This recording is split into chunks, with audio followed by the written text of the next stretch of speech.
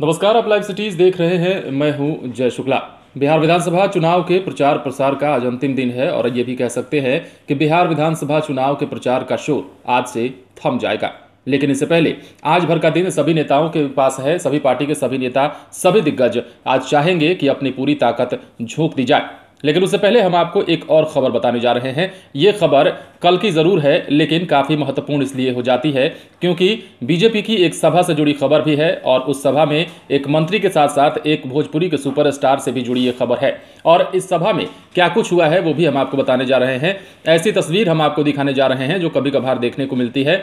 सभा में पुलिस के डंडे भी चले और लोगों की कुर्सियां भी चली। पूरी खबर विस्तार से सुनिए। बिहार के मधुबनी के बेनीपट्टी विधानसभा से एनडीए प्रत्याशी विनोद नारायण झा के लिए वोट मांगने के लिए पहुंचे केंद्रीय मंत्री अश्विनी कुमार चौबे और दिनेश लाल यादव उर्फ निरहुआ की सभा में भीड़ को नियंत्रित करने के लिए पुलिस को लाठीचार्ज करना पड़ा। लेकिन उसके बाद माहौल गर्म हो गया। इसके बाद नाराज समर्थकों ने जनसभा स्थल पर रखी कई कुर्सियां तोड़ डाली। दरअसल बुधवार को अपने तय समय से 3 घंटे की देरी से पहुंचे केंद्रीय मंत्री अश्विनी कुमार चौबे और भोजपुरी अभिनेता दिनेश लाल यादव की सभा में भीड़ अनियंत्रित हो गई और बैरिकेटिंग को तोड़ दिया, जिसके बाद सुरक्षा में लगे पुलिसकर्मियों ने लाठियां भांजी। भोजपुरी गायक और अभिनेता दिनेश लाल यादव ने कहा कि लोग अक्सर कहते हैं आप क्यों आए राजनीति में, तो मैं कहता हूं कि हम तो रिक्शा वाले हैं और हमारी औकात हेलीकॉप्टर चढ़ने की नहीं है, लेकिन आप लोगों के प्यार के बदौलत आज हम यहां हेलीकॉप्टर से पहुंचे हैं। उन्होंने कहा कि सीता मैया और बाबा विद्यापति की धरती पर आकर हम धन्य हो गए।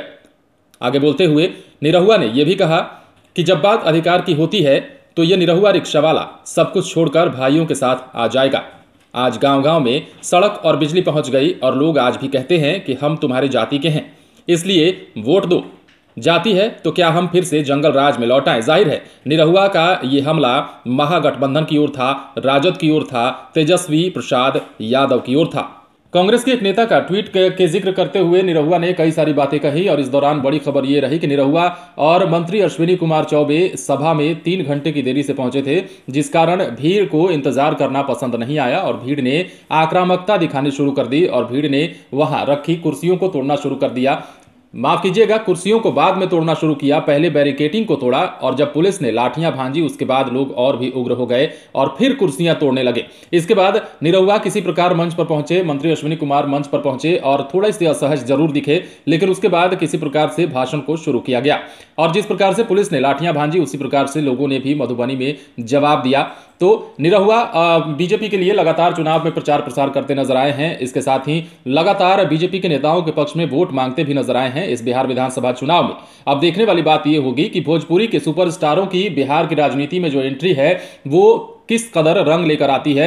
10 तारीख को इन सभी बातों पर से विराम लग जाएगा और 10 तारीख को ही ये तस्वीर भी साफ हो जाएगी कि आखिर राजनीति में भोजपुरी सुपरस्टारों की एंट्री का कितना जलवा रहा है, किस पार्टी में किसका कितना दबदबा रहा है। हालांकि बात हम बीजेपी की कर रहे हैं और बीजेपी के तमाम नेता, बड़े बड़े नेता जितने भी हैं वो लगातार सुपरस्टार दिनेश लाल यादव, निरहुआ के प्रचार का सहारा जरूर ले रहे हैं। आपको भी पता है कि दिनेश लाल जो है भोजपुरी के सुपरस्टार माने जाते हैं, सिंगर माने जाते हैं और ऐसे में उनकी फैन फॉलोइंग ज्यादा है।